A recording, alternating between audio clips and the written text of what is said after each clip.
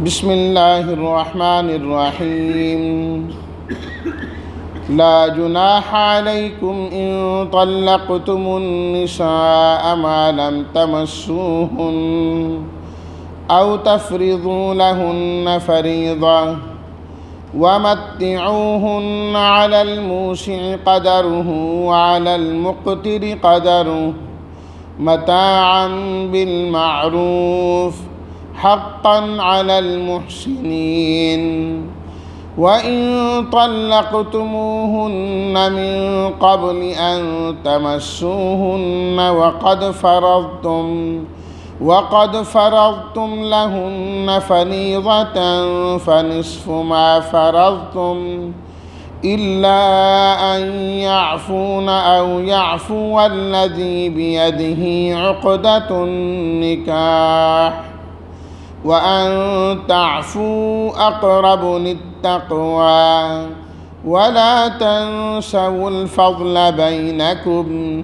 إن الله بما تعملون بصير صدق الله مولانا العظيم اللهم صل على سيدنا ومولانا محمد وعلى آل سيدنا ومولانا محمد وبارك وسلم لا جناح نہیں ہے کوئی گناہ تمسوہن چھونا ہاتھ لگانا لم تمسوہن تم نے ان کو نہیں چھوا تفریض مقرر کرنا فرض کرنا یعنی مہر کو مقرر کرنا متعوہن متعو کا لفظی معنی ہے نفع پہنچانا خرچ کرنا موسع وسعت والا قدرہ اس کی قدرت اور طاقت کے مطابق اندازے کے مطابق مقتر کہتے ہیں تنگ دست کو قدر اس کی وسعت حقاً لازم ہے یہ اگلی آیت میں الا ان یعفون وہ عورتیں معاف کر دیں عقدۃ النکاح عقدہ کہتے ہیں گرہ کو نکاح کی گرہ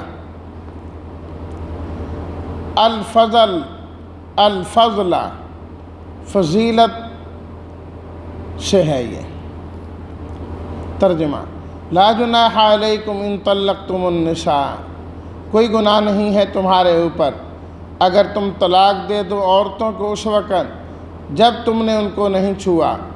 یا ان کا مہر مقرر نہیں کیا ومتعوہن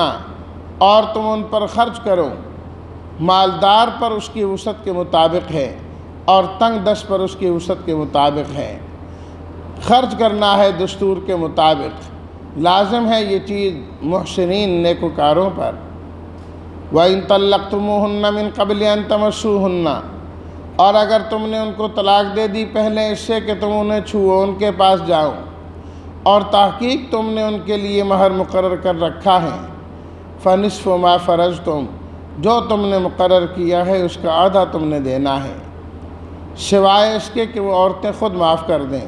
یا وہ معاف کر دے جس کے ہاتھ میں ہے نکاح کی گرہ یعنی خاوند وَأَن تَعْفُوا أَقْرَبُ لِلتَّقْوَى اور اگر تم معاف کرو تو یہ تقوی کے زیادہ قریب ہے اور تم مت بھولو اس فضیلت کو جو تمہارے درمیان اللہ نے قائم کی ہے یقیناً اللہ تعالیٰ جو تم عمل کرتے ہو اسے دیکھنے والے ہیں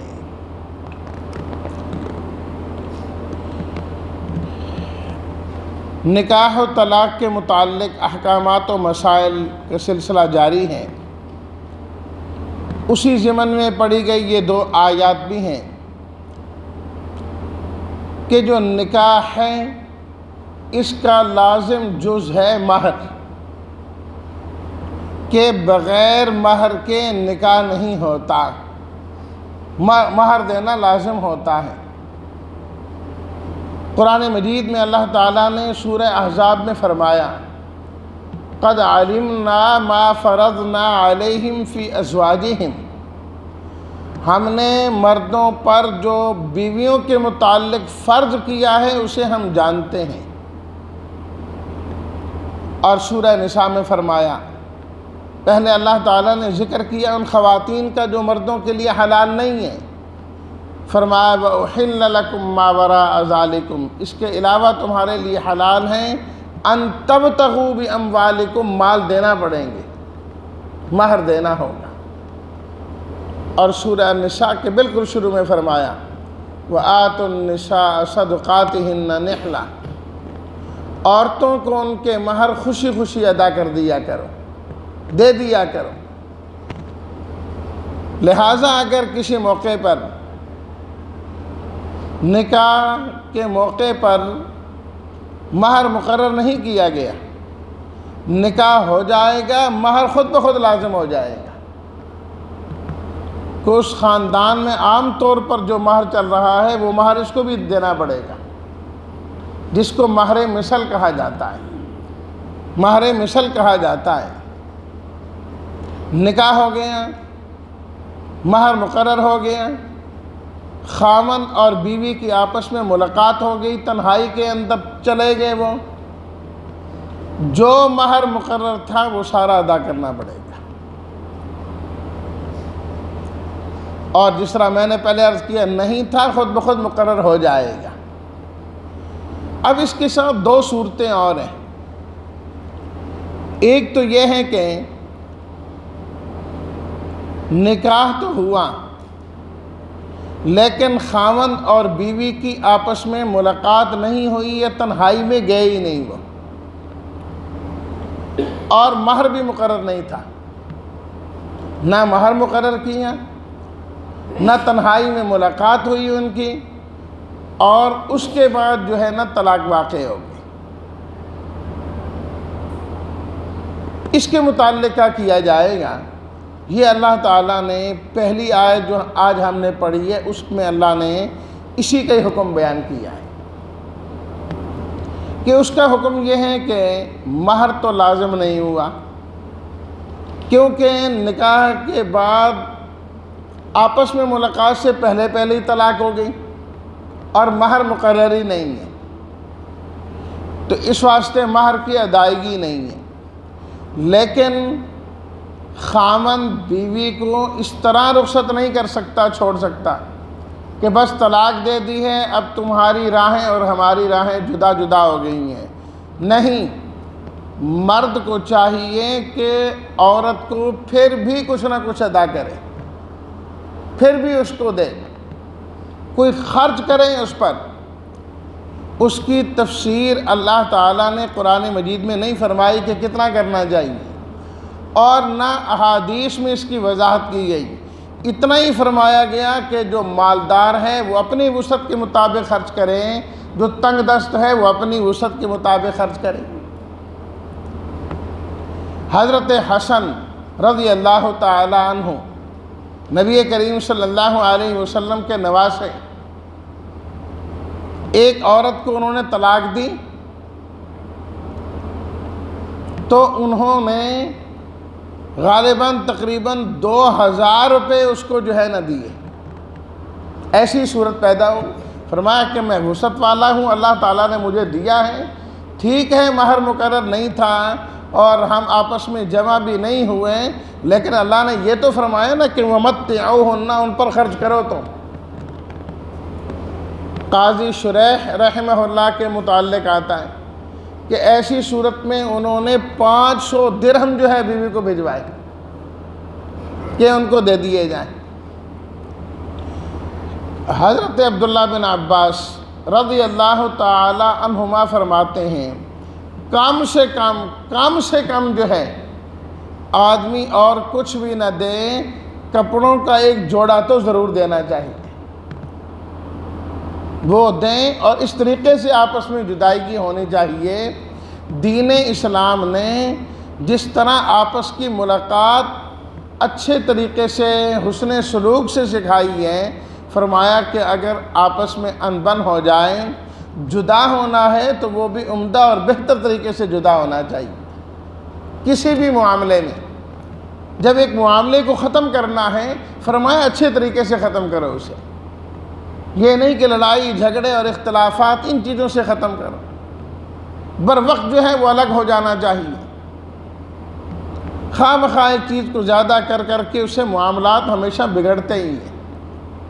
اس لیے ہم نے پیچھے پڑھا، فرمایا او تسریحم باحسان، مرد و عورت کی آپس میں نہیں بن سکتی تو کوئی بات نہیں ہے، اچھے طریقے سے جدا ہو جائے، حسن سلوک سے الگ الگ ہو جائے، لڑائی جھگڑے کی ضرورت نہیں۔ یا عام طور پر دیکھیں وراثت میں جو تقسیم میں تاخیر کرتے ہیں، نتائج کیا ہوتے ہیں اس کے؟ باپ فوت ہو گیا، پیچھے مکان ہے، دیگر چیزیں ہیں، بر وقت تقسیم کر دیں سارے بھائیوں میں، بہن بھائیوں میں، جس کا جو حق بنتا ہے اس کو دے دیا جائے، اس کو دے دیا جائے۔ نہیں ہم بھائی ہیں، ہم نے اکٹھے ہی رہنا ہے، ہم تو ایسے ہی چلیں گے، اس کا نتیجہ یہ ہے کہ دل میں کدورتیں پیدا ہونا شروع ہو جاتی ہیں، اختلافات پیدا ہونا شروع ہو جاتے ہیں، اور آخر کیا ہوتا ہے؟ جائیداد تو تقسیم ہوتی ہیں، وہ سارے بہن بھائی بھی آپس میں تقسیم ہو جاتے ہیں، وہ پیار محبت تعلق یہ چیزیں نہیں رہتے۔ کچھ عرصہ پہلے کی بات ہے، اسی مسجد میں دو بھائی جمع ہوئے، ان کا کوئی مسئلہ تھا، بہت اچھا تعلق ان کا، ساری چیزیں، لیکن جائیداد کی بات آئی تو وہی شروع ہو گیا آپس میں، تو کھا گیا میں کھا گیا، تو دے کیوں نہیں رہا؟ چھوٹے نے کہا بھی کہ نہیں تم میری وراثت کھا رہے ہو، باپ کی وراثت مجھے نہیں دے رہے، آپ دے دو مسئلہ ختم ہو جائے گا۔ ٹھیک ہے جی دیتا ہوں، میری معلومات کے مطابق آج تک اس نے نہیں دیا، اسی طرح ہی۔ تو اللہ تعالیٰ نے ان چیزوں سے منع فرمایا ہے کہ یہ نہیں ہونا چاہیے، اچھے طریقے سے جدا ہوں، بر وقت ایک دوسرے کو چیزیں دے دی جائیں۔ اسی کے متعلق اللہ تعالیٰ نے فرمایا لا جناح علیکم ان طلقتم النساء، تمہارے لیے یہ کوئی گناہ کی بات نہیں ہے اگر تم عورتوں کو اس وقت طلاق دو جب تمہاری ملاقات بھی نہیں ہوئی اور مہر بھی مقرر نہیں ہوا، کوئی گڑبڑ ہو گئی ہے، دے دو طلاق، لیکن وَمَتِّعُوهُنَّ، ان پر کچھ خرچ بھی کرو، کچھ نہ کچھ دو ان کو، وہ تم سے لے کے جائیں۔ عَلَى الْمُوسِعِ قَدَرُهُ، جو وسعت والا ہے، مالدار ہے، وہ اپنی وسعت کے مطابق دے، وَعَلَى الْمُقْتِرِ قَدَرُهُ، جو تنگ دست ہے وہ اپنی وسعت کے مطابق دینا چاہیے۔ متاعًا بالمعروف، دستور کے مطابق کچھ نہ کچھ دے دیں۔ اور جو اللہ کے نیکوکار بندے جو نیکیاں تلاش کرتے ہیں، نیکی میں آگے بڑھنے کی کوشش کرتے ہیں، جو محسنین ہیں، فرمایا کہ یہ کام تو ان کو لازم ہی کرنا چاہیے۔ ہر ایمان والا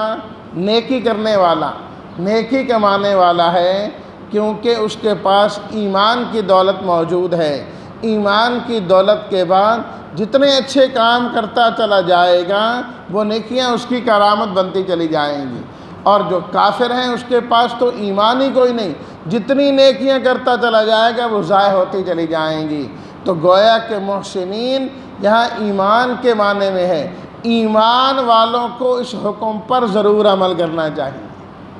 ضرور عمل کرنا چاہیے۔ اللہ اکبر۔ اب دوسری صورت، طلاق تو ہو گئی، پہلے اس سے کہ خاوند اور بیوی کی آپس میں ملاقات ہو یا تنہائی میں جائیں، لیکن مہر مقرر تھا، نکاح کے وقت طے کر دیا گیا کہ خاوند اتنا مہر بیوی کو دے گا، پھر طلاق ہوگی اس کے بعد۔ اس صورت کا حکم اللہ تعالیٰ نے اس آیت میں یہ ارشاد فرمایا کہ جتنا مہر تم نے مقرر کیا ہے اس مہر کا آدھا حصہ مرد کو دینا پڑے گا، دینا پڑے گا، کیونکہ نکاح تو ہو گیا نا۔ وہ الگ بات ہے کہ آپس میں ملاقات نہیں ہو پائی، تو آدھا مہر دینا اس کی ذمہ داری میں شامل ہو جائے گا۔ اسی کے متعلق فرمایا وَإِن طَلَّقْتُمُوهُنَّ مِن قَبْلِ أَن تَمَسُّوهُنَّ، اگر تم نے عورتوں کو طلاق دی ان کے قریب جانے سے پہلے اور مہر تم نے مقرر کر چھوڑا ہے، فَنِصْفُ مَا فَرَضْتُمْ، جو مقرر کیا ہے اس کا آدھا تم نے دینا ہے۔ إِلَّا أَن يَعْفُونَ، ہاں اگر عورت خود ہی معاف کر دے، وہ کہے کہ بس انبن ہو گئی ہے، ہم آپس میں جمع نہیں ہو سکے، جو آدھا مہر ہے میں نے وہ بھی معاف کیا تمہیں، جائز ہے۔ یا فرمایا کہ معاف کر دے وہ شخص جس کے قبضے میں نکاح کی گرہ ہے۔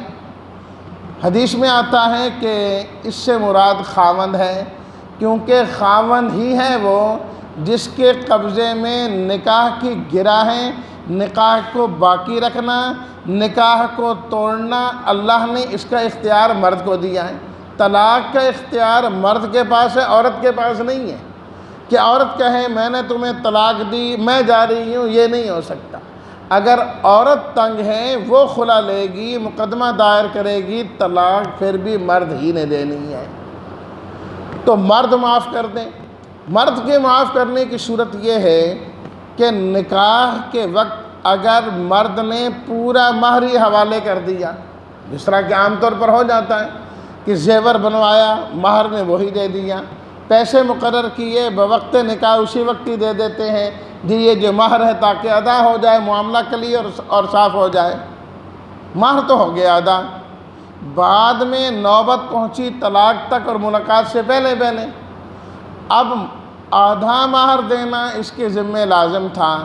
یہ تو پورا ادا کر چکا ہے، اب وہ اپنی طرف سے کہتا ہے کہ جو میں نے دے دیا ہے سو دے دیا ہے، اب میں جو ہے وہ واپس نہیں لیتا، وہ اسے معاف کر دیں مرد، تو یہ ایک اچھی بات ہے، یہ ایک اچھی بات ہے کہ اس نے سارا ہی معاف کر دیا۔ اور اللہ نے اسی معافی کی ترغیب دیتے ہوئے فرمایا وَأَن تَعْفُوا أَقْرَبُ لِلتَّقْوَىٰ، تمہارا معاف کرنا ہی تقوی کے زیادہ قریب ہے، کہ مرد کی شایان شان یہ نہیں ہے